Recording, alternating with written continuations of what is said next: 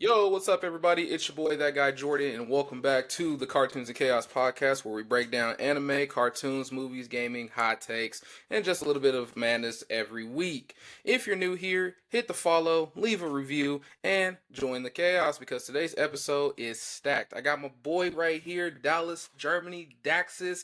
Hey, we call him the anime guru. What's up, my guy? Hello, thank you for having me.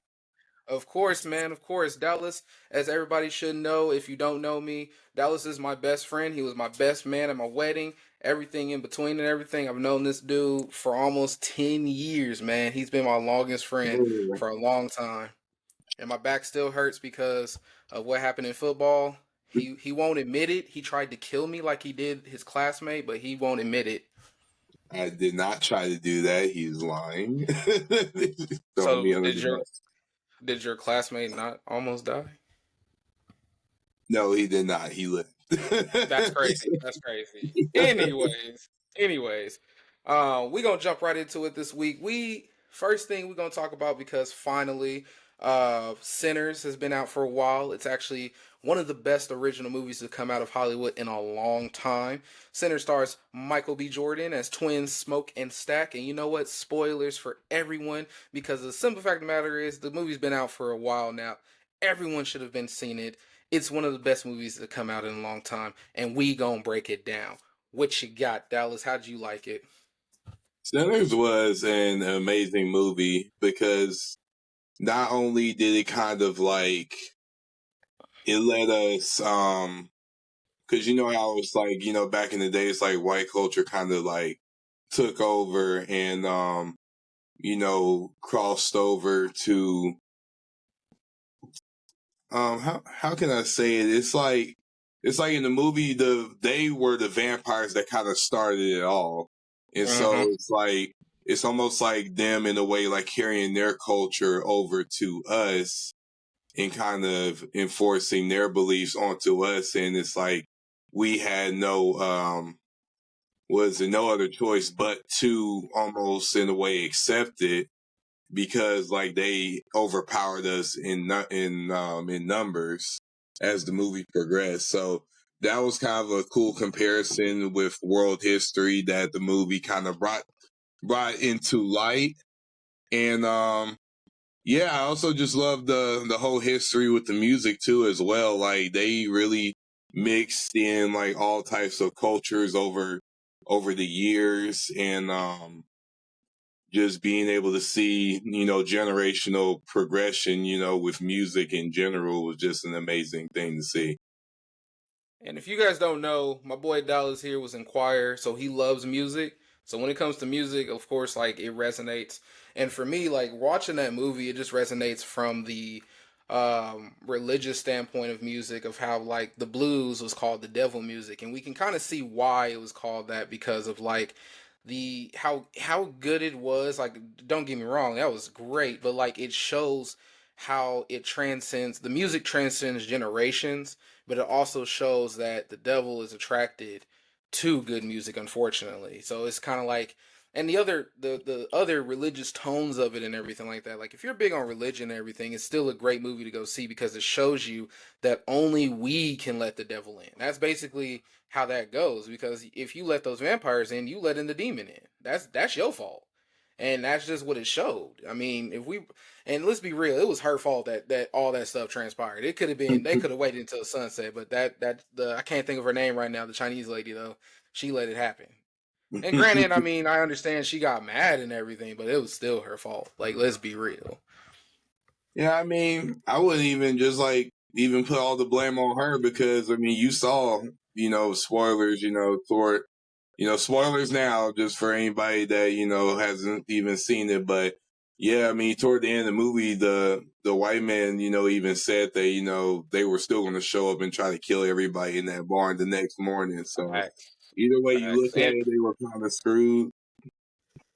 I think that was I think the craziest part about the movie itself was just the portrayal that Michael B. Jordan did, basically portraying two different personalities of the same token. I mean, that's really hard to do, and that's really great acting. We've seen Michael B. Jordan a bunch of times in a bunch of different things. I remember when we went to go see the first Black Panther movie, we saw him If you saw Black Panther 2, he was there too. It's just like his legacy of how he portrays different people. It transcends, and it shows really good in this movie too, because it shows the difference between Smoke and Stack, just because of how they carry themselves, and there's subtle nods to different things. Because like you saw, Smoke, having PTSD, and that's why Stack had to roll of cigarettes. It was that was like subtlety right there, and it Yeah. shows like the subtleties of different things, and you're just like, dang. And then like if you dig deeper, you really figure out like how they actually made their money, because one of them worked for the Italians, the other one works for the I forgot what the I think Chicago mobs. They worked for two different families, but like because they were twins, you thought one of them worked on one side or the other. That's the funniest part about it. Right. So like there's that. I think other things that I think a lot of different things though. Like I think the music aspects from like I can't what was Sammy. I think watching Sammy do that and then seeing the transition of how blues leads into like the different cultures of music, especially for African American people as such of Yeah. ourselves, how we've seen our music grow into different genres, but to show that it started there. And then the other thing about it is it's crazy to me how like watching that movie, I think what really resonated the fact for me was showing that like how basically people from our like our grandpa, even our great grandparents and everything like that, like they were still out there in the fields working in the South Mhm. to make money. And I think that's the craziest thing. Like I would never have like you would think after all the stuff we've been to we wouldn't go back to that, but that's all we knew. That's the unfortunate part there. Yeah. So like that really resonated with me. I really love the movie. Uh I think honestly I heard that he doesn't want to make a sequel, which I don't think it does need a sequel. I think Yeah, the no, first one that's does it. racing. But I feel like a prequel would be nice. I want to see a prequel. Like I feel like that would be dope.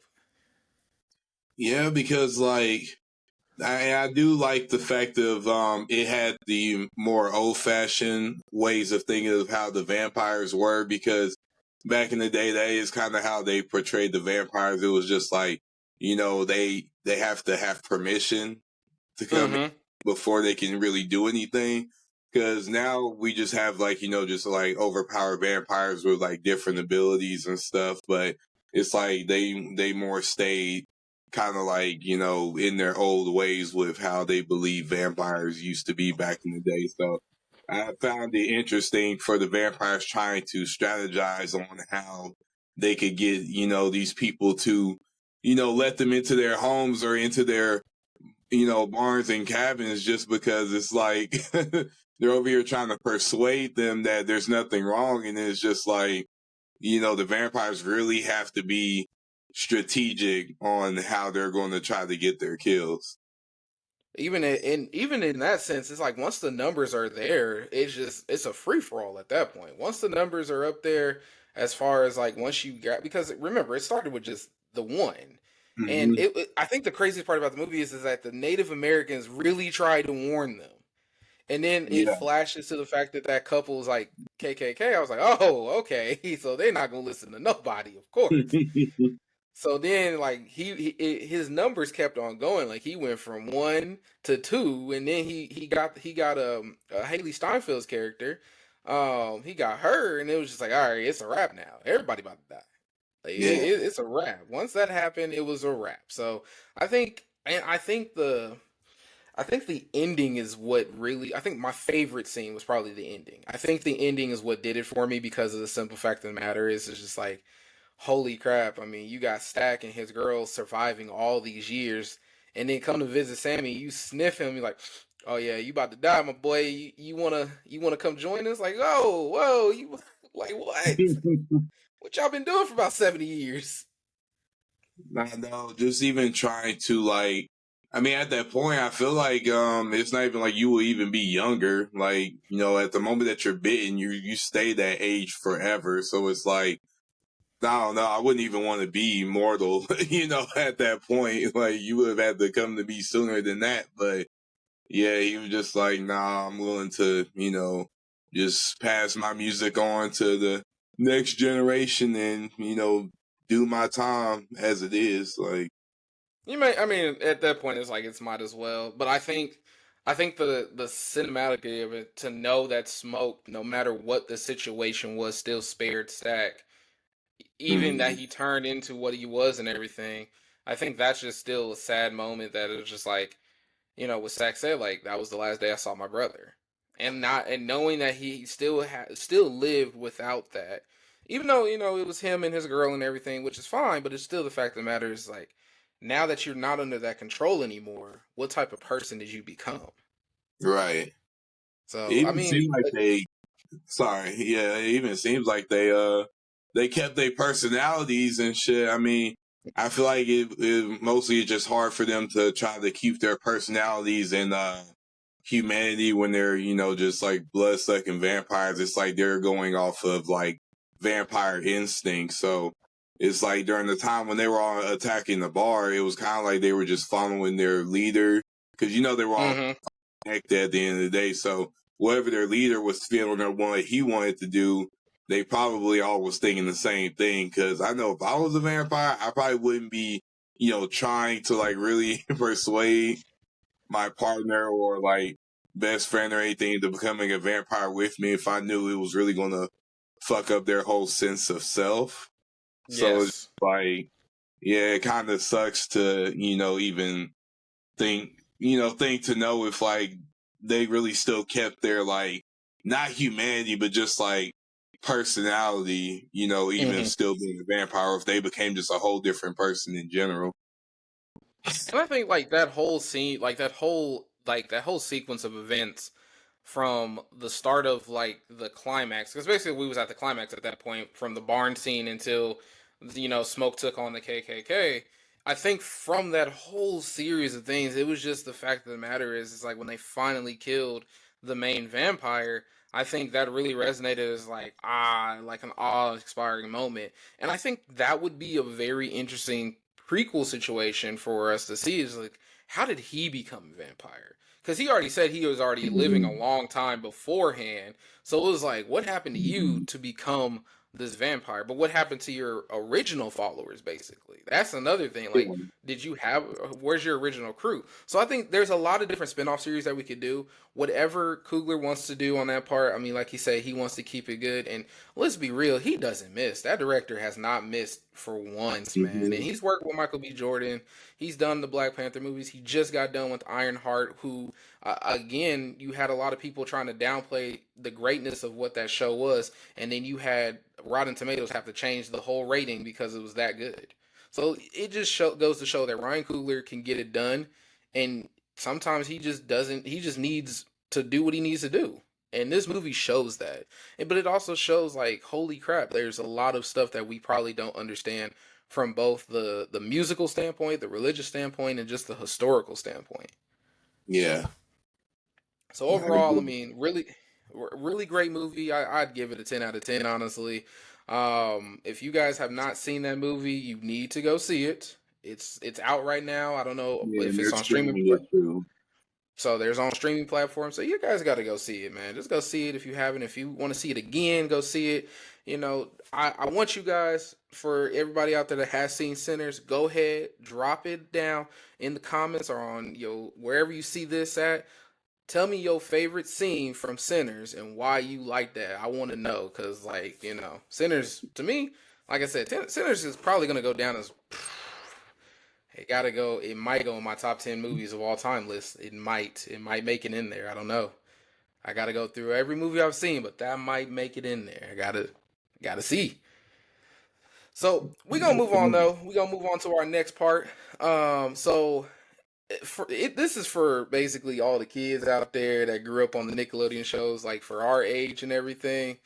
Um, I was big on Nickelodeon. If I was big on Cartoon Network, but I was big on Nickelodeon. I really wasn't a Disney kid. I watched a couple things on Disney, but other than that, it was always Cartoon Network, Nickelodeon.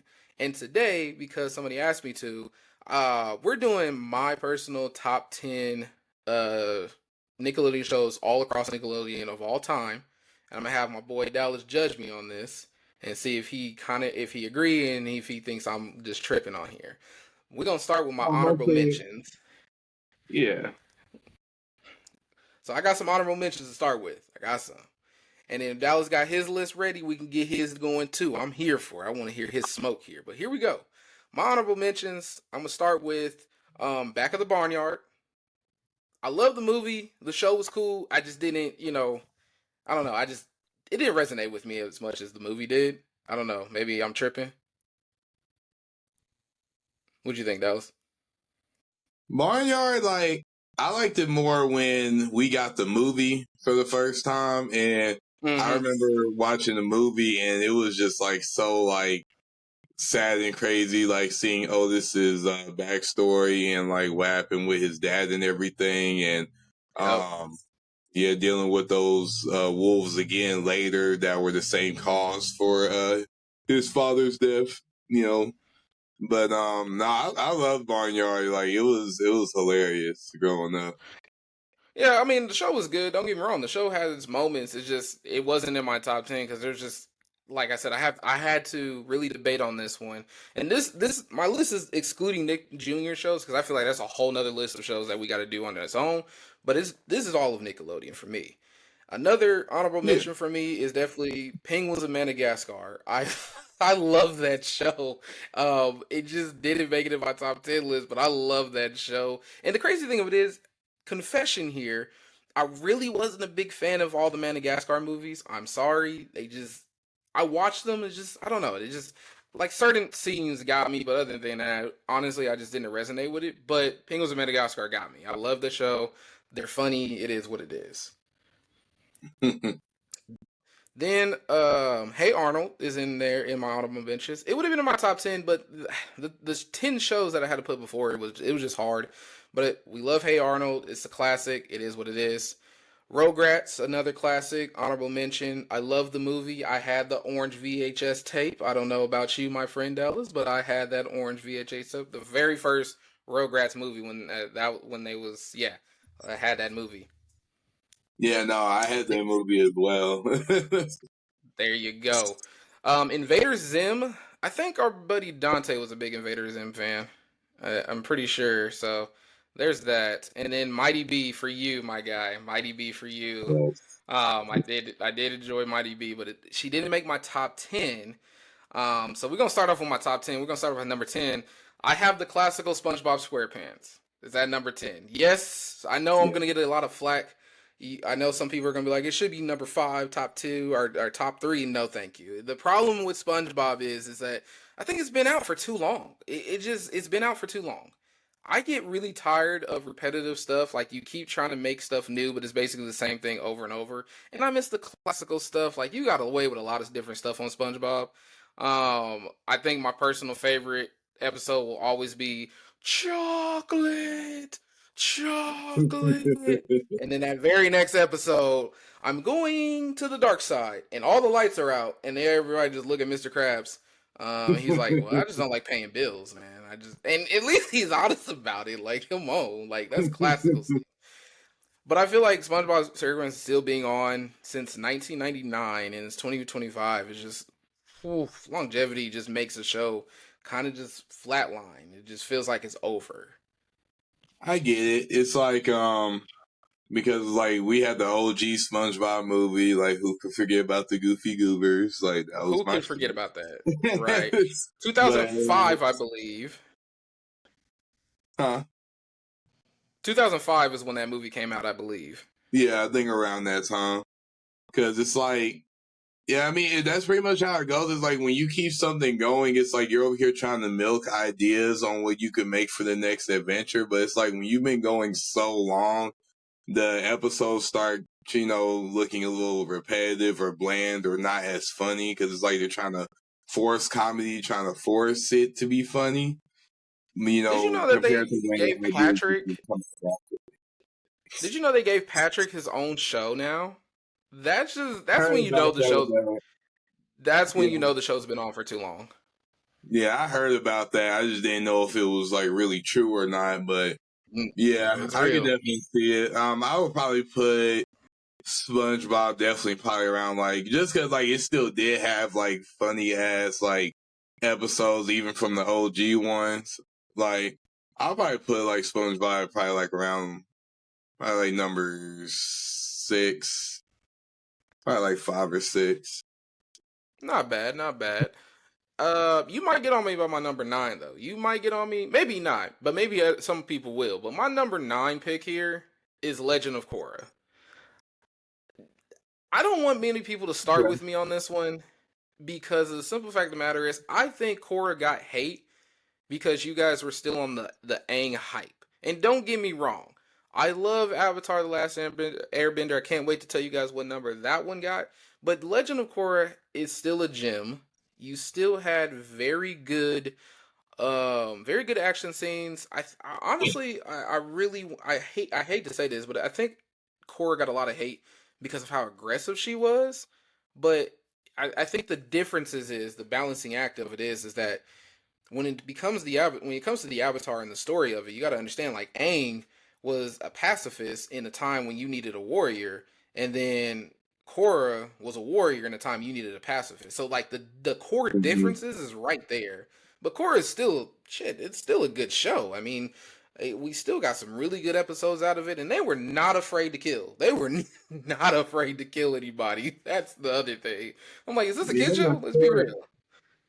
yeah, the choreography was really good too. Like the fights and everything. Like choreography, the settings at which the arcs took place, very well drawn, very like well animated. Like Legend of Korra, like it really did get a lot of like unnecessary hate. Like I said, I understand that she wasn't perfect. Obviously, she went through her own like trauma fighting like stronger enemies. I feel like because I mean like I said with Fire Lord Sultan, it was just like that was just a straight up firebender. Like, and then like of course, he could do his lightning bending too, but I mean it was mostly just him taking advantage of the fact that, the comet came through and so he buffed all his fire abilities. But like Korra was like really like going against like magical, like crazy spiritual beasts, to just like really good, aggressive, offensive, like people that could like take away bending. You had Zahir, who was definitely a big ass problem with his gang, that he was working with. So it was just like, I feel like she had a lot more on her playing. Like, it's like we talked about before, their teams also being different was also like a very important part of the story. Cause it was like Team A, you really had a professional, damn near master waterbender, Katara. You had a very good strategist and war planner like Sokka. You had a master earthbender that could also metal bend, and then later learned how to sand bend as well. I'm like, you had Zuko who joined the fray, who is the prince of the Fire Lord, and like he even took down Azula, obviously with Katara's help, but mostly it was, him defeating Azula mostly by himself. And so it's just like you just had a very well built team that each all had, each of the elemental bendings. Like you literally had one of everything compared to Kora. It was like she was carrying the team by herself mostly, like because one, she's an avatar, so of course she can do every bending, like especially later in the story. But it's like she literally just had the brothers who were like both like just fire and earth only. And I mean, one could fire and lightning, and then one later learned how to lava bend as well. But it's like, then you had the chick who was like, she really wasn't even a bender. She was just a really, really smart techie gadget girl. And it was just like, their team really wasn't doing much to help Korra when it really mattered most. It was either they were separated, one was somewhere where they wasn't supposed to be, and then it's like, and then it even comes down to the animals. Like she just had a polar bear dog that could just like, was only good for like running across land, and I think he could probably swim too, or she. I can't remember if it was a boy or a girl, but it's like compared to Appa though, who could literally just fly you out of any danger whenever, and they're literally called the uh was it like the first benders or the master benders, in terms of animals, just because that's all they Yeah. do is be in their environment and stuff. It's just like it also comes down to the team too. Is very important. I mean, the team aspect of it, like you said, I mean, Avatar Aang had, like you said, Katara at that time. I think by the end of Avatar, Katara was considered a waterbending master. Yeah. Uh, Toph was already an earthbending master by all means, and then on top of that, adding metal bending, sand bending to her resume, and I think later on in life she was able to lava bend too. So like, if she's learning all four pillars of her actual element, Toph is definitely hands down the best earthbender of all time. Hmm. Sokka, like you said, despite his goofiness, he's still a master strategist. He's gotten them out of more situations with his mind than anybody else. And then Zuko, I mean, Zuko joining late in the game, we don't care about that. We know what he brought to the game. He brought Hmm. something to the game, and relatively speaking, like let's be real, the villains Korra had to fight, it was one singular villain for Avatar, unfortunately, because like it was the Fire Lord, the Fire Nation. These are the villains that we gotta fight. But when it came to Korra, she, like you said, you had to fight the dude that can steal bending away. You had to fight a waterbender who became a dark avatar. You had to fight Zahir, that crazy dude right there, wiping out Earth Queens and taking down nations. When I saw Zahir step into the ring, I said, you know what? You might be cooked, my guy. I don't know. And then finally, you had to fight Kuvira, who was menacingly crazy, but like Hmm. strategically crazy. So like we loved it, but like whoa, like yeah, Korra went through a lot. Yeah, So and I understand. Like it's like you said earlier. She was high headed, didn't really think things through.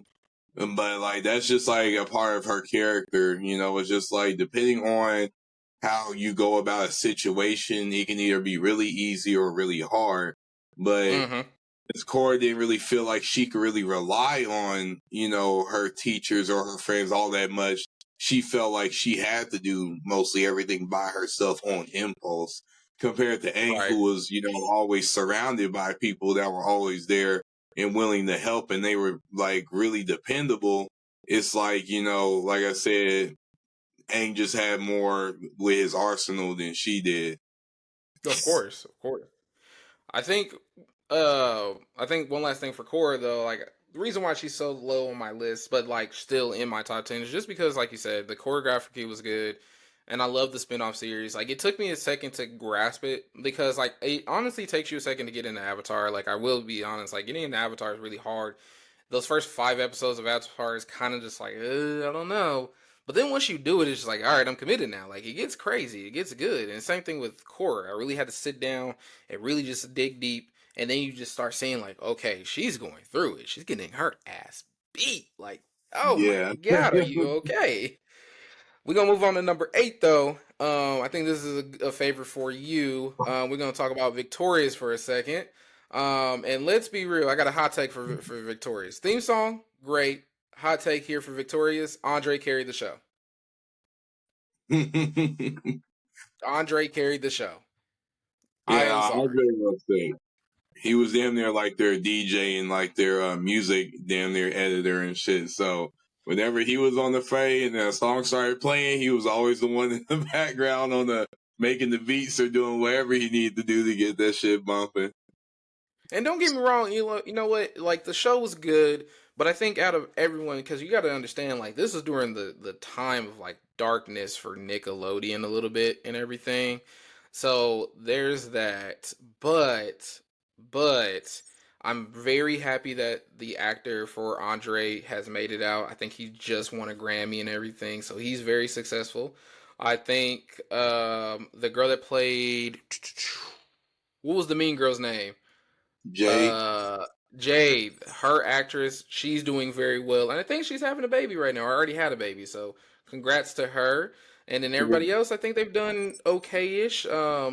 Hot take here. Hot take here. I understand why I do not like. I understand why I don't like. What's her name now? I understand it now. Cat. Uh, I understand why I don't. I understand Ariana Grande. I understand why I don't like her now. I genuinely understand why I don't like her. I've never liked Ariana Grande. I couldn't figure it out, but it's because of what she did to our girl Sam, Jeanette McCurdy, off of Sam and Cat. That is why I do not like her. Like that is Yeah. actually a reason I do not like her. No, I always enjoyed Kat on Victorious. Like I said, she was just like that bubbly, like happy go lucky character that always tried to make the best of every, shitty moment that they would have in the show.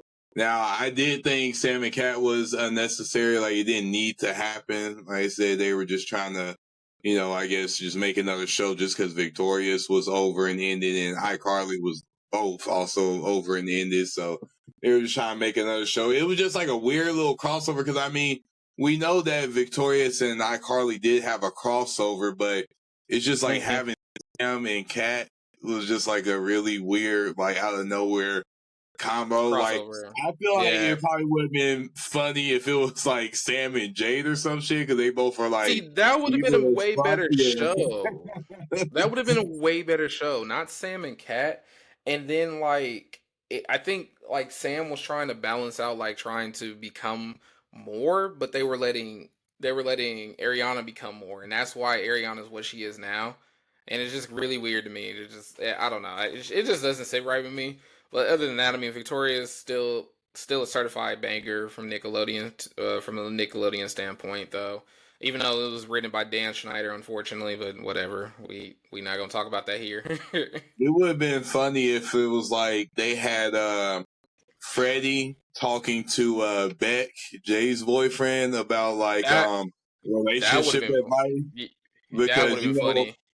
yeah, because at the time, Freddie was into Sam or Sam was into Freddie. Either way, they was dating at a point in iCarly, so it would have been a funny little crossover for Freddie to be asking about relationship advice, like like oh Jay always so like mean and controlling looking or sounding like how do you do it, and then he would just like give him advice on how to like control Sam or whatever, and then even Right. like Sam talking to, Jade about, Freddie and stuff. Like, I feel like that would have been a cool little crossover interaction that they could have had with each other just because of that, Facts. the dynamics with that. But yeah, no, I love Facts. Victoria's. Like, I always wanted to go to the school and, just like a giant ass performing arts school. Like, I just feel like that would have been so cool. Like, they had theater, singing, obviously, because they sing like every episode. It's like a cooler version of High School Musical where it's not just like overly exaggerated. Like, they fit in like normal, like everyday life and problems. And then it's like, when they have room to add in a song that relates to the situation, then, they'll do it. But yeah, no, Victorious' universe was always cool to me. I always wanted to be a part of that. I think so. I I I think with Victorious being at number 8, I think I do have to switch my 7 up. My 7, so my original 7 was LT Gray, but I was looking at my list and I was like, I'm forgetting a show and I'm trying to figure it out, and I forgot.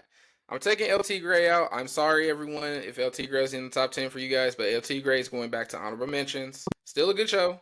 Still a good show. But I have to put Ned's Declassified in there. I have to do Ned's Declassified. Ned's Declassified was funny. It got me through a couple of different situations. It's just a funny show. But finding out like the behind the scenes things from Ned's Declassified really messed up my childhood. Are you to find out that Ned and Moses was messing around behind the scenes and everything was crazy. Not like just like boyfriend girlfriend. Now it was buggy. Behind the scenes is insane. Yeah, I never really watched Ned's Declassified like that, so I can't really give too Wow. much of a opinion Wow. on it.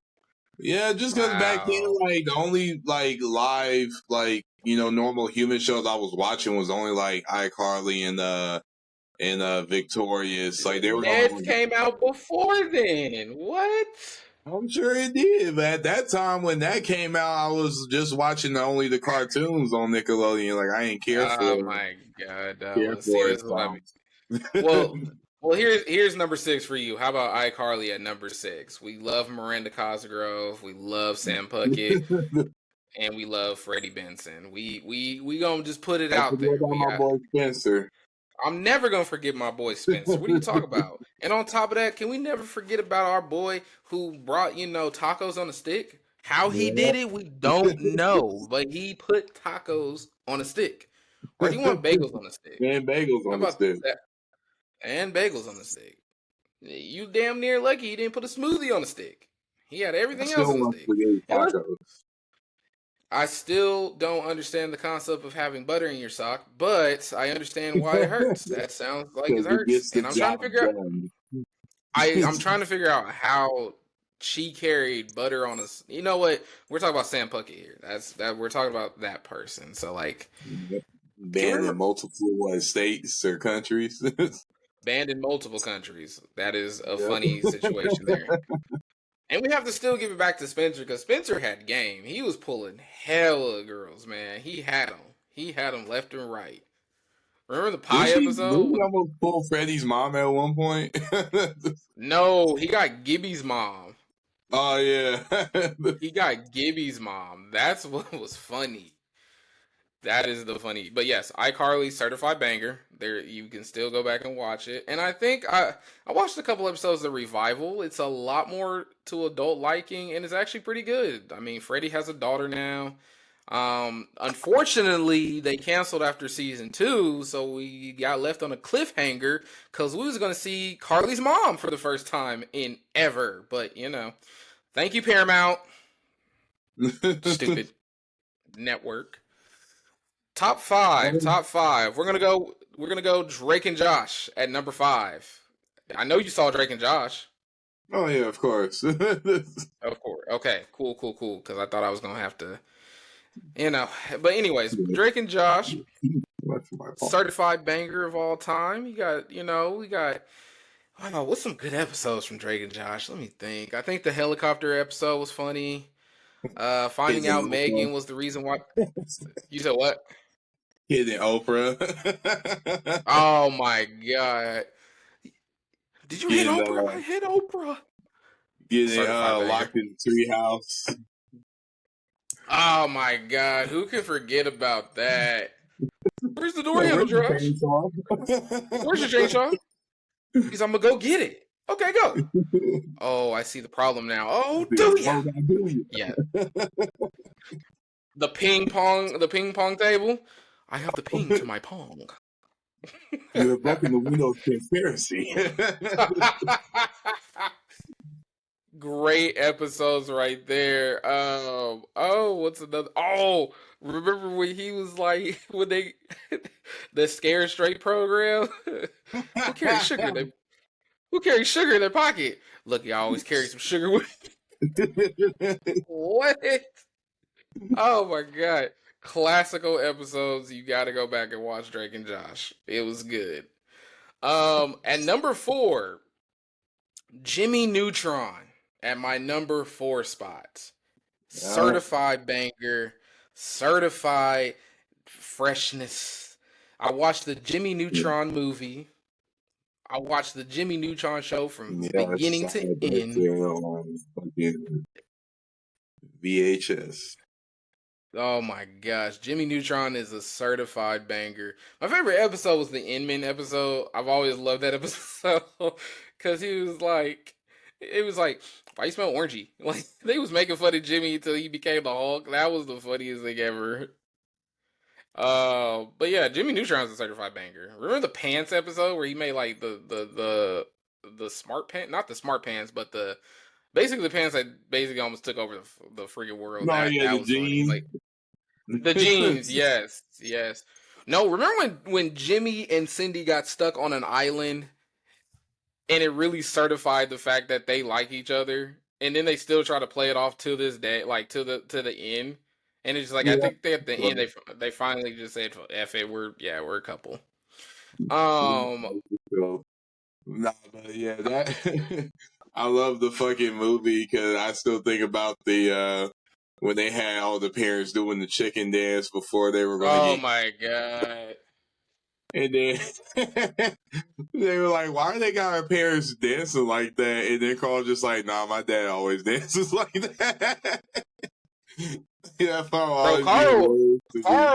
Carl was a simp for Jimmy's mom. That was the funniest situation of all time. Oh my god. Yeah, he was definitely a sin for Jimmy's mom. We need to talk about that in therapy, whatever. Um, at number three is my top three are goated shows. All three of these are goated shows.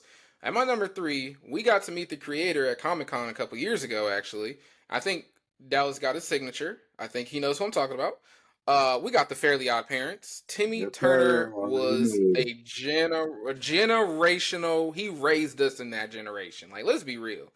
And I think one of the best movies to come out of Timmy Turner, out of the Fairly Odd Parents repertoire, was definitely Channel Chasers. Channel Chasers was my personal favorite. I love Channel Chasers. I'll go back to watch that movie to this day. Uh, but unfortunately, for Fairly Odd Parents, honestly, I kind of. I'm gonna be honest with you guys. Like, I love Fairly Odd Parents, but I think after they brought I don't want to say Poof because I think the Poof episodes were funny. I think after they bought the magical dog and then they had to Yeah, share the the yeah. yeah, I think that's what did it for me. That's what did it for me. Yeah. I never watched that one. Like that one, that when they got to that season, that's when I, stopped watching it and tuning into it because I was just like, he shouldn't have to share. And I know they were just like, oh well, all the fairies in fairy world are like, all taken, so you have to share yours. It's just like still like why? Like I don't want to do Like why? that. Yeah.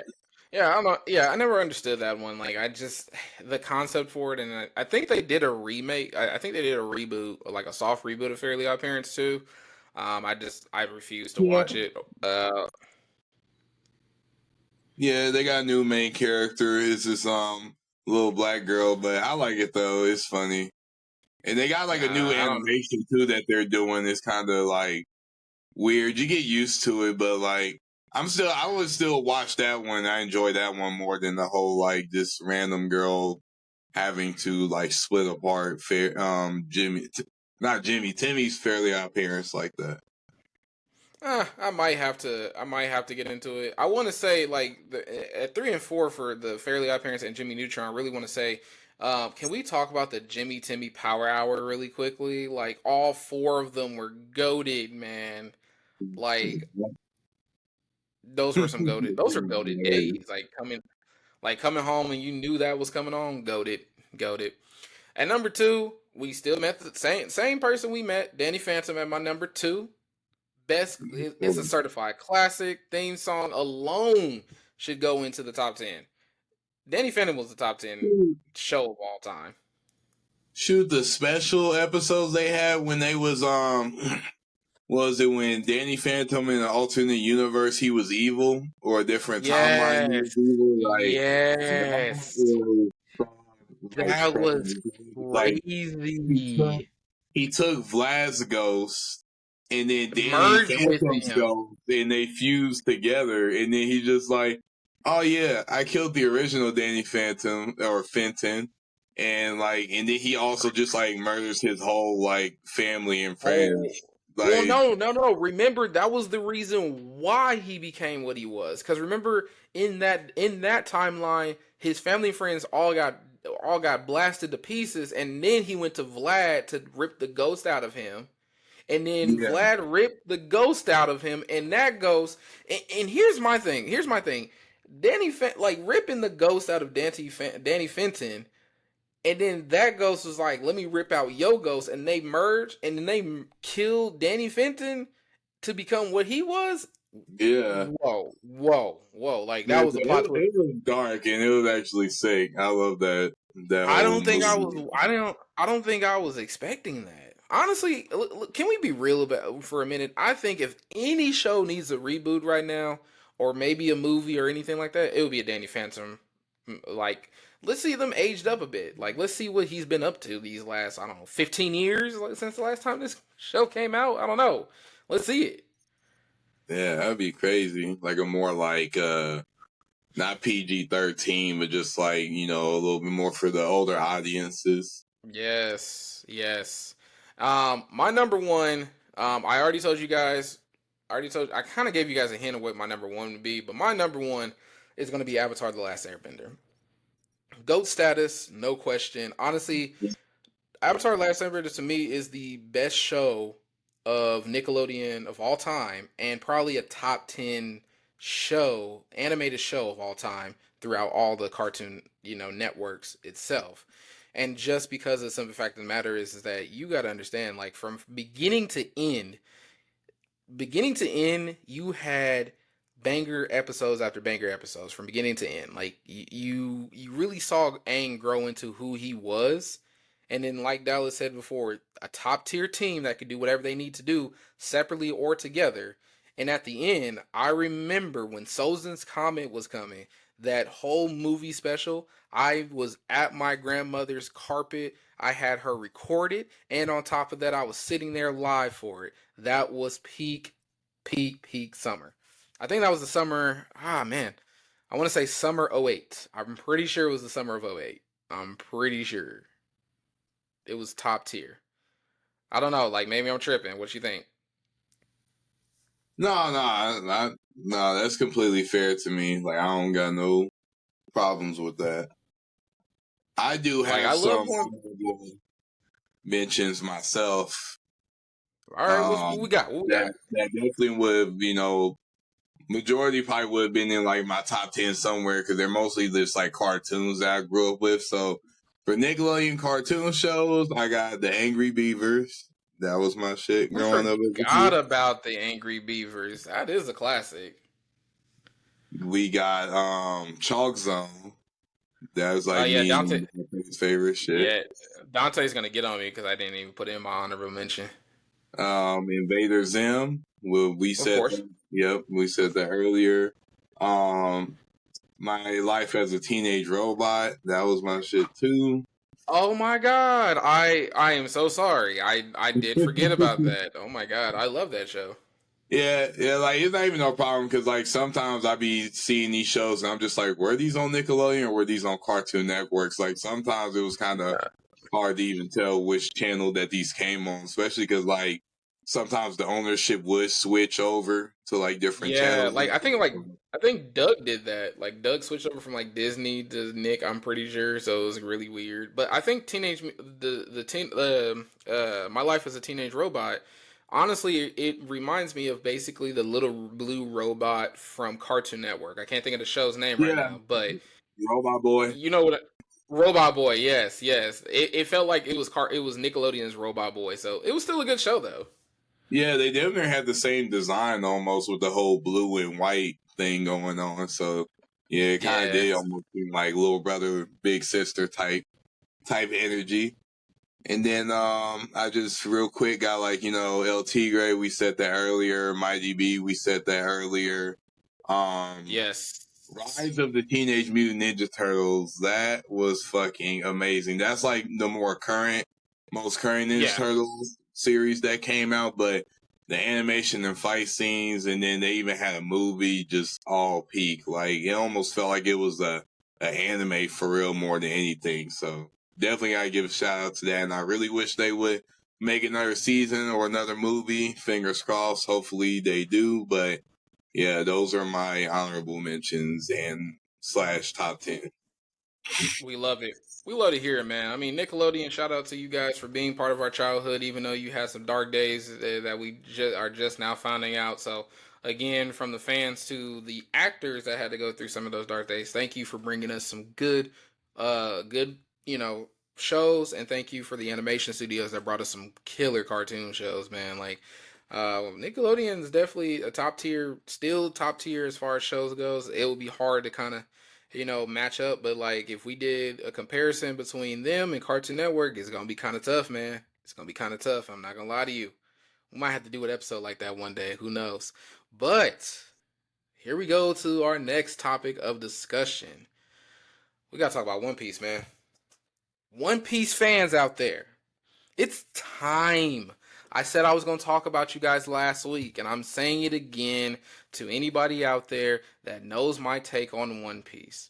One Piece might be the longest running manga ever, but that does not mean it's actually good forever. That's not what it means. Let's do some math here, really quickly. Let's do some math. The manga dropped in 1997.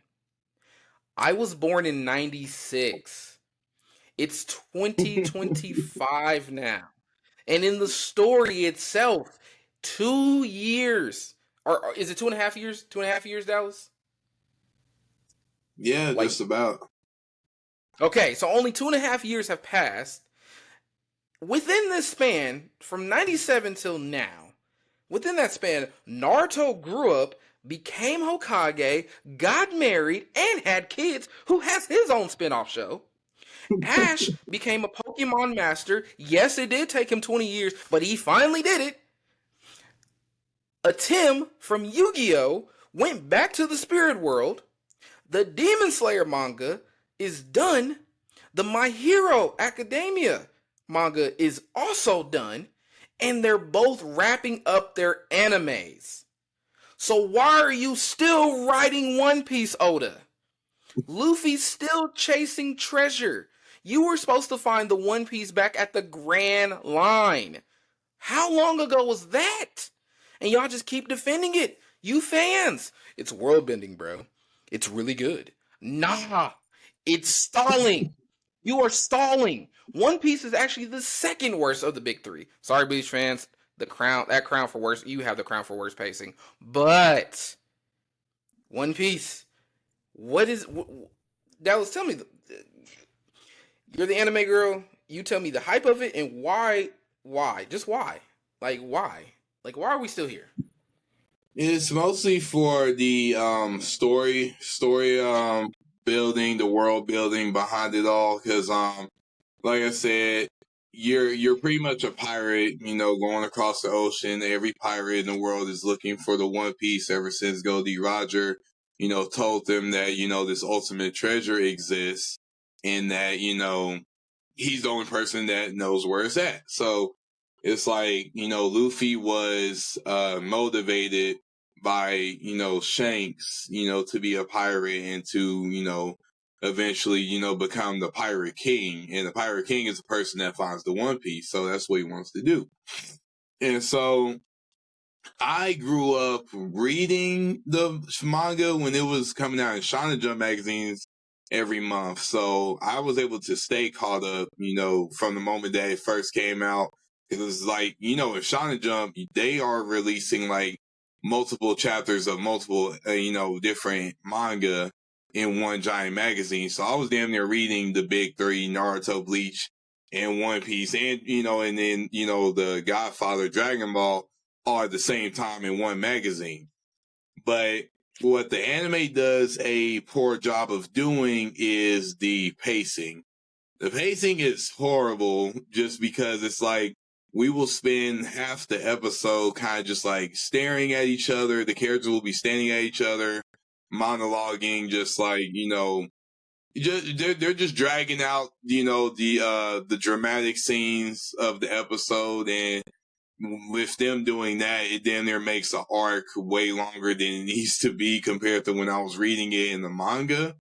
Now, I feel like One Piece is really good when you're reading it, but in terms of like watching it from the first episode kind of up till, I want to say, If you probably say like episode Whole 1000, to like, yeah, to like Whole Cake Island, it's kind of just like, it's very like drawn out. It was mostly very drawn out in Whole Cake Island and Dressrosa, or like the more like non-popular arcs, just because of how drawn out they were. But yeah, it's mostly just, and I feel like it's also people wanting to be different. Like, a lot of people, because for me personally, back in the day, the most talked about out of the big three was Naruto at number one, Bleach was number two, and then One Piece was number three. And like I said, that no, doesn't make it horrible. I've seen other anime that were like worse and did not do a good job with character development or world building or anything. So I'm not saying that One Piece is trash at all. But out of the big three, especially like I said, how I grew up, Naruto and Bleach were definitely on top because the characters were cooler. The clothes and drip they had was better, at the time, especially with One Piece. I mean, they're pirates. They're not really going to have the most dripped out outfits and shit. And then, and then the fight scenes were like way better, at the time. So, like I said, it was always, those two on top of One Piece. But like you said, since One Piece has been going on for so long, it's had opportunities to do collaborations with good, animators. So now in their current arcs, their animation has done way better, and it's like 100 times better than what it used to be. But that's what also kind of makes the community kind of toxic, though, is because I run into people who were saying like, One Piece is like better or is better animated than any, past, big three show like One Piece and Naruto. But for me, it's just like, yes, it looks amazing, but y'all can't act like, Naruto and Bleach weren't on top, at the very start because One Piece was barely on the map. People didn't want to watch One Piece because of how it looked and because it lacked, cool fight scenes compared to Naruto and Bleach. So it's like when I hear people say that, I'm just like, you gotta realize that One Piece really started at the bottom and that it's only at the top right now because one, Naruto is over, and now we are dealing with Naruto's son Boruto, as well as Bleach was on a hiatus and was, gone for a long time before their final season got, created now. So it's like, you being the only running show out of the big three, of course, is going to put you in the lead, because your show is still going. But And I think yeah, that's the problem too. Like, don't get me wrong. Like, don't get me wrong. I won't disrespect the story of One Piece. It be like One Piece. Like I said, I've watched One Piece. I've watched One Piece, and I'm thinking like, okay, we get to the Grand Line, we're gonna find this treasure, all kumbaya type of thing. And they even had an opportunity to find the treasure, if I'm not mistaken. Can you please explain that? Where like they had the opportunity to find the treasure. yeah, whether they say it's canon or not, Luffy did have a opportunity to find the One Piece in one of the kind of recent One Piece movies. They found this compass that would automatically lead them to I believe the place is called Laugh-Tale, but it's pretty much where the One Piece is. And Luffy ended up destroying the compass because, obviously he wanted the adventure to be longer and he was enjoying pretty much the whole adventure with his friends and stuff. He didn't want it to end pretty much, or he didn't want it to be too easy to find the One Piece. He wanted to find it exactly the same way that Goldie Roger, found it. So yeah, everybody else on the ship was kind of like, what the hell? Why'd you break it for? It's all But about the we kind friends we of all made. seen it coming. We kind of all seen it coming with how Luffy's character is. I mean, like, yeah, it sucks, kind of, it would make the story shorter, but I mean, like I said, that's just the typical protagonist. Like, even Naruto would say, like, there's no shortcut, easy way to be in Hokage. I'm not going to take no shortcut type shit. So, Which like, is fine if which is fine in that situation. But I think you're right. I mean, like for me, I think for me, when I was growing up and I was watching anime, because like many of you guys know, like I love anime, I love it, but like I got out of it because I got out of the anime game for a long time because of One Piece. Like I got out of watching it for One Piece, and it was only because I was so mad of how One Piece was like the pacing of it is at the start of the animation to getting to where they went to the Grand Line and they didn't. They was just like, oh, the treasure's somewhere else, and I'm just like, what was the point of the story if the One Piece is not going to be there? And like, I think around this time, I gotta say, when they got to the Grand Line finally, correct me if I'm wrong, it was about 2010, maybe, like as an actual year. And yeah, I think the show itself started in '99, and I remember it came on Toonami. I want to say it came on Toonami in about 2010, 20, or 2002. Either way it goes, like it was a piss off. It was a big piss off to me, and I was just like, you know what, I'm done with it. I'm done with anime. And it wasn't until I met Dallas in 2016, and it was like, you need to get back into anime. You need to, and so I restarted my anime journey. And got back into Naruto, got back to everything else, but I refused to get back into One Piece. By that time, it was already at like episode 8 something, and now we're over 1,000 episodes in. I'm not doing it again. I can't go through down this journey. You guys let me know how this is going to end. And from what I got into it with somebody over the comment section, and basically I got over into in the comments over my TikTok one day about this, and he was basically, it was just like, well, the pacing. I mean, Oda still has 5 more years of he still thinks he has 5 more years of stuff, and I'm like, okay, let's. So you're telling me that One Piece isn't going to end until 2030? Got it. Yeah. That doesn't sit right with me. That doesn't sit right with me. And then I'm just like over here, I think one of our friends, or Eusebio, he's a big One Piece guy and everything, but like he can't even give me like a logistical answer when I ask him this question. I'm just like, do you really think One Piece is actually good? And he's just like, yeah. And he's like, why? Well, and when I ask people why is One Piece good, and they give me the same boring answer, the world building, So it's not the characters, it's not this. So you're just creating a world that's only 2 years old in the manga. That's so stupid to me. That is so stupid to me. Like what? Like come on, man. You've been writing the same anime. That means every arc is only like what a week at most, and then you're on to the next. What or a day or 2 days? Like how do you only spend 2 years in the manga world building? That doesn't make any sense. What? No, I can't in good conscience accept that. I can't. So like I don't know. You guys let me know in the comments on that. Like, you've heard my take, you've heard what Dallas got to say. Honestly, if you like One Piece, cool. Let me know why you actually like One Piece. And if you say it's because of the world building, get out of here. I want a legit answer of why you like One Piece. I can tell you why I generally like Naruto and My Hero and Demon Slayer. Good characters, good animation, and on top of that, good fight scenes and a great story. Even the fillers. I hate when people be like, Naruto has too many fillers. The fillers are basically backstories or some stories that leads up to why this happens. We wouldn't have known about without a filler episode. We probably would have not known about the Six Tails. We probably would have known nothing about the Six Tails without a backstory.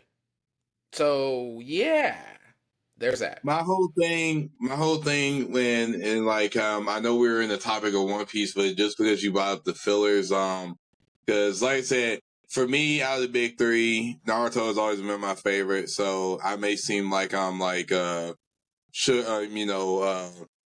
what is it, praising it or whatever, but like my thing is that when people complained about fillers, like I had to watch it on TV on Toonami as it came on with commercials and everything. So how do you think I felt when I had to, watch an episode and I thought it was canon to the story, just find out it was a filler and I was going to keep seeing filler, for the next like 4 or 5 weeks back to back. Like I hate when people say like, oh, I can't get into Naruto because of the filler. It's just like you can watch it online or you can watch it on streaming services. Like you have the choice to watch the fillers. If you don't want to watch the fillers, skip the fillers. Like That's all if you gotta do. you could literally skip the fillers, watch all the canon stuff, and then if you really like the canon stuff and you want more just you like Naruto stories, then go back and watch the fillers. It gives you something to do, something to watch. But I can't stand when people say, "Oh, I can't watch the fillers because like you're being forced to watch it." I was forced to watch it when I had to watch it on TV.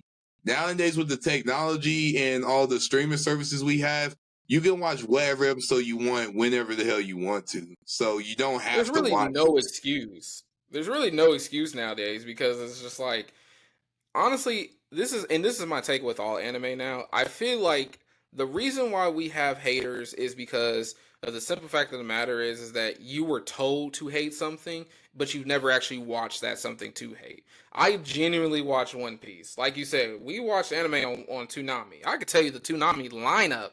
I can tell you those lineups were peak lineups. I was watching Gundam. I was watching Dragon Ball, One Piece, Naruto, Bleach. Bleach came on. It was 2 episodes of Naruto, and you was lucky if it was filler or no filler, like Dallas said. And you didn't know because after about season what was that for original Naruto? After what season 3 when Sasuke left, everything was filler. There was no really a lot of canon.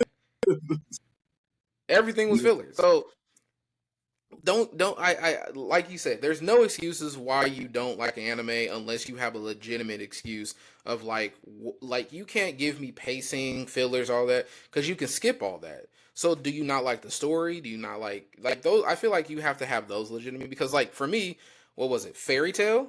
I genuinely do not like Fairy Tale after season 3. Season 3 ruined Fairy Tale.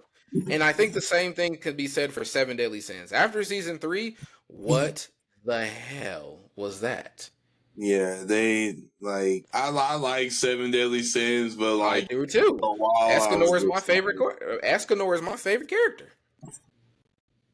But and yeah, and to add one more thing, it's also just like the anime communities can be very like, well, not even can be, they are very toxic and ridiculous because it's like people will more genuinely hate the fan base and the people in the fan base, and they'll redirect that hatred to hating the show unnecessarily. And that's really how it is for, you know, the big three fan base. That's really how it is for any fan base. It's like, every show is good and has a huge following, but the moment that you get into it with a whole random person in this world that's in a different fan base than yours just because they have different takes or opinions, then you direct it to, you know, hating the show, and the show right. doesn't deserve it. So that's another thing that, you know, that that's just like a shitty thing to deal with too. I mean, it's okay. Like, if you don't like a certain anime because of certain reasons, like it's okay. But don't not like an anime you've never seen it. If Like you've never especially the sat down, Demon Slayer, yeah, the Demon oh Slayer my gosh, hatred. I think I talked about that. I think I talked about that episode 1, Yeah, and Demon Slayer gets a lot of unnecessary hate because of what? Like, because you've never actually sat down and watched it. Like, I remember this. It was 2020. It was 2020. My buddy Dallas here. I was like, I need a new anime to watch. They have been trying to convince me to watch Demon Slayer for the longest. They were like, you need to watch Demon Slayer. And I'm like, I don't know. He's like, watch Demon Slayer. When I tell you, I watched Demon Slayer episode 1 at 6 p.m. and I was at episode 15 by 6 a.m. the next morning. I was like, oh, I messed up and gotta be at work in 2 hours. That's how good it was. Episode 19, peak.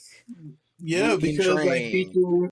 people are over here talking like, oh, like it's not good because it's too simple. The storyline is too simple. It's like simple is never mean bad. Simple doesn't Never. mean bad. Like I said, if it's simple, yes, it's easier for people to understand and get into, especially with the story. But it's like that doesn't mean it's horrible. Like I said, it has done a good job, just like pacing wise. You know, showing us like all these amazing characters that we grew to love. Like we all watched the freaking Mugen Train movie and we grew to love Rengoku in the span of like 30 a seconds. almost, yeah, like an hour and a half, like just being with this dude. So it's just And like, then losing him that quickly? yeah. Nah, man, nah. Like, let's be real. We lost the goat in 30 seconds. It felt like 30 seconds. Like, we just I met cried you, for dude. I cried for dude. I only knew him for legit like almost 2 hours, and that was it. bro.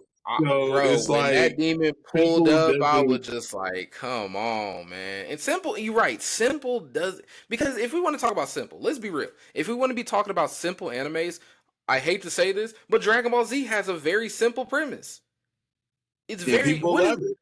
and anybody that's watched Dragon Ball Z since what, the 1980s, basically. You've watched Dragon Ball Z since the 1980s all the way till now. It's the very same premise. There's a bad guy, Goku, his crew go fight the bad guy. His crew get their ass whooped. He gets a power up. Bingo, problem solved. Am I wrong? Yeah, Let and me even know now if I'm wrong. it's just the Goku and Vegeta show because they're the only ones who are strong enough to fight any of these new villains now. Like the rest You of the you Z won't words don't give get no screen time for real. you won't give Goten his own thing.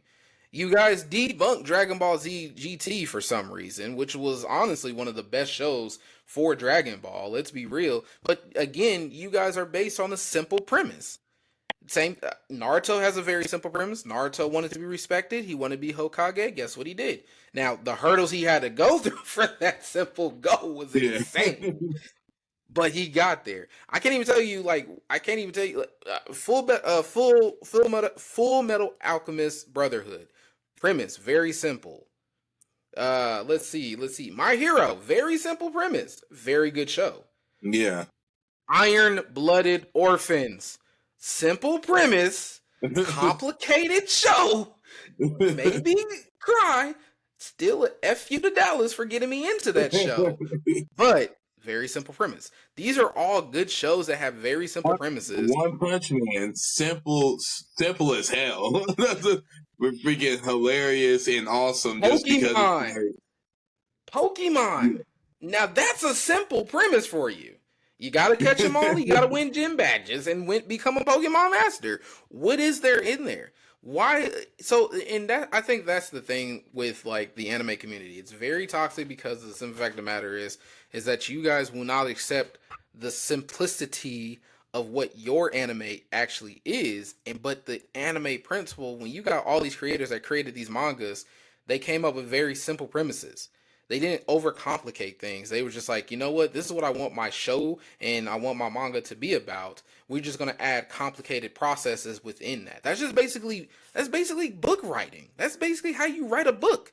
You create a simple premise for a character, and that's what you go by. Because if you didn't do that, think about it like this: if the simple premise for Harry Potter is that Harry Potter is the chosen one. He has to fight Lord Voldemort. Very easy simplification. You could have had that in one book. You didn't. You wanted to expand that for 7 books. And guess what? Those 7 books became 8 movies. They became bestsellers of all time. And now Harry Potter is considered the best series, one of the best movie series of all time, because of a simple premise. So that also includes the anime. One Piece has a very simple premise. Luffy wants to find the One Piece and become king of the pirates. Simple. But yet you guys want to bag on other animes because they're not as good as your anime, even though your anime has problems or your manga has problems. Let's be real here. It's over hatred with the hype that shows like Demon Slayer get. It's just like we hype up amazing moments that are worth being hyped up, but since somebody else's show doesn't get that same amount of hype and praise, they want to find a way to bash on it. Like I said, just unnecessary hate, and that's what we don't need. Like, everybody can love and appreciate somebody else's show, and if you don't got nothing nice to say about it, then just don't say nothing. Like, there's no You don't even have to watch it if you don't want to. Like, if you've heard that is bad because that's what you believe in, don't watch it. Yeah, like, there's no need for you to be spreading like false hatred into trying to get people to hate on the show. That's, like I said, just very well put together, and that is simply put together, and that's what makes it very enjoyable and easy to understand and cool to watch. I think another thing too is like, so me and Dallas recently just got back from Japan a couple weeks ago. Fantastic trip, by the way. I think what we learned there was that they love all anime. It wasn't just Yeah, like a whole. like It wasn't just the everything. whole. It wasn't just like, it was even the smaller animes. Like, they were out there showing love to every anime, every manga type thing, even your love mangas, your everything. Like, it didn't matter. It was the respect that you shown, and you've had like, there was people I've never even seen before, but they got their flowers. So it's just like, I think the hate for anime is a Western idea. It has to be like a Yeah, Western thing, yeah, because Japan loves it all. Like, yeah, You got Naruto, the Naruto lands. You got the One Piece things. You got the Demon Slayer statues all the way around. Like, you got everything in between. The Gundam places. They show love to every single thing that's made Japan yeah, Japan. So it's just like, and yes, like, even in Japan, let's be real. I think Naruto would be considered one of the most popular ones, because like, I didn't see a lot of, like, I saw love for everyone, but like, Naruto really got love. Gundam got love a lot, and I think Demon Slayer got love too. I think those it's three were. definitely like, at least like One Piece definitely, like I said, audience, don't get me wrong, like One Piece definitely getting its flowers too, because One Piece has statues placed all around Japan. So That like I is said, very One true. Piece is definitely one of the most popular, with Gundam, Pokemon, Naruto. Those being like the most like popular and well known animes and shit. So it's like I said, it's like Jordan said, like, they love all anime equally, and they give all anime equal shots, at being loved by, their audiences and stuff. So Yeah, definitely the hatred, just over hating and unnecessary hate really just comes from the West, West Coast, because it's just like I said, like when I was in Japan, I really felt like, I could rap and rock any damn anime that I've ever watched. And I watched a lot, like a lot of different anime. And I'm going to get This is why compliments he's by the the anime end hero. there about, what show I support or like to watch. Like, everybody is welcome to their own opinion in what shows they like. Like, I didn't see, like, even when I was in the streets walking around, like, I wouldn't see any like big three, people wearing anything big three t-shirts. Like, I was seeing like off the radar like animes, like George Mhm. said, like animes that don't really get that much recognition. So it's just like, if we could, have that same mindset over here, things would be a lot more peaceful. Facts. I mean, don't get me wrong. Like One Piece deserves the where it's at. Like, don't get me wrong, but it's time to really have that conversation. For me, like I said, it's just time to figure out like where's the story actually going. That's a really big one for me, especially as an author myself. You got to know where the story is going because once you spilled out of control, because there's problems even in the big three. I mean, like I think Kishimoto had a problem with Madara. I mean, he didn't know where that story was going with Madara because he was just like, I need to figure out how to kill him off. Because once Madara became who he was, it was just like, how do you get rid of him? Oh yeah, let's easily get rid of him by Kyogre. Bad writing choice to me, but still a good ending for the anime. Whatever it goes, either way it Yeah. goes. But like for One Piece, it's just like it feels like it's so prolonged, and then I feel like the problem with Oda, and I think this is longevity really kills the vibes. Like let's be real, longevity really kills stuff because you either die with with your show type thing or you just like forget about it. Like let's be real, like the only things that could really last this long is like soap operas. They've been on since 50s and 60s. But even then it's just like, man, you're trying to be where is One Piece trying to be in the next 5 years? Do you want to be cemented as one of the greatest manga slash animes of all time, or are you going to be submitted as the fall off king of all time because you've been doing it for so long? So that's where we're at now. This is where we're at. And I like I said, as a story writer myself and how I've positioned myself to be, I want my story to be like this is what my story is, but I also want to make sure that my audience doesn't get bored of my story. And that's just where we are. Like I know a lot of One Piece fans out there, they don't want to admit it, but those same One Piece fans are bored with the story now. I know this. I've seen it. I've watched the TikToks. I've watched the Facebook videos, the YouTube videos. You guys are like, oh my gosh, I love Oda, but it's so boring now. And then my last rant about One Piece is that you guys are re-releasing the One Piece anime in with the better animation all over again.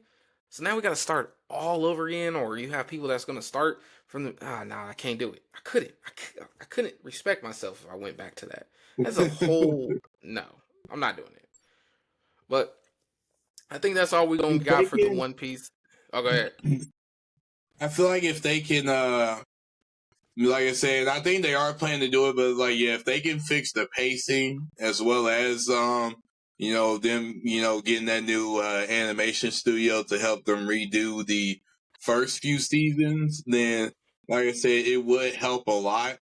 But yeah, it's just like, yeah, having to go back and, redo all that. Like I said, I've even heard people be like, oh, I'm gonna go back and rewatch One Piece. And it's just like, I admire your drive, but like I couldn't do Or when it. people like I think for me, I think for me personally, like when somebody asks me, like some I have people at work that's like, you're in anime, what would you recommend like for a first time watcher? My five anime that I would recommend for anybody is basically like the shorter ones.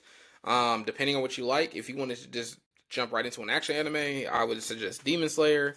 You could either do Gundam if you want mechas. You can do you if you want a longer one, but you want the action still, you could do a Naruto run if you wanted to do that. Honestly, I've always said for some reason I've always said Death Notes are actually a good one to start with if you're like don't care about your life type thing and you want to just see like emo stuff. So there's that. and then just kind of Yes. depend.